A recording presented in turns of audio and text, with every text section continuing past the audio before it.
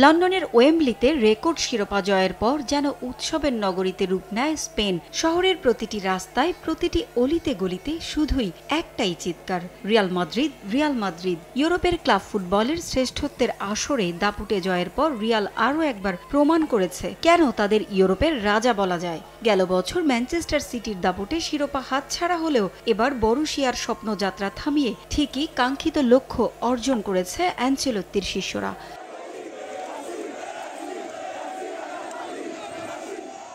নারী পুরুষ সবার কণ্ঠে একটাই চিৎকার, শুধুই রিয়াল মাদ্রিদ আর রিয়াল মাদ্রিদ।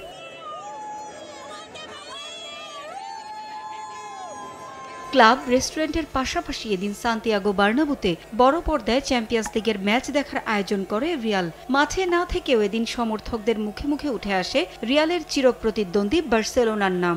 রিয়ালের মাহেন্দ্রক্ষণের সাক্ষী হয়েছেন সেখানে থাকা প্রবাসী বাংলাদেশি সমর্থকরাও।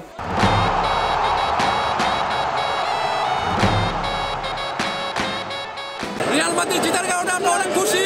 পুতা বার্সা, পুতা বার্সা, পুতা বার্সা, পুতা বার্সা। মাদ্রিদ জেতাতে আমাদের বাঙালি কমিউনিটিতে খুব আনন্দের উচ্ছ্বাস বইছে। খুব রিয়াল মাদ্রিদে আমরা বসে খেলা দেখলাম, খুব আনন্দিত, খুব আনন্দিত।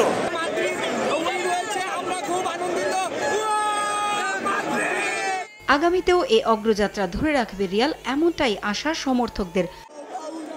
আমরা রিয়াল মাদ্রিদকে ভালোবাসি। রিয়াল আমাদের জীবনে বেঁচে থাকার আনন্দ যোগায় সবসময়। বরুশিয়ার জন্য খারাপ লাগছে, তবে আমরা জানি ওদের রিয়ালকে হারানোর সামর্থ্য নেই।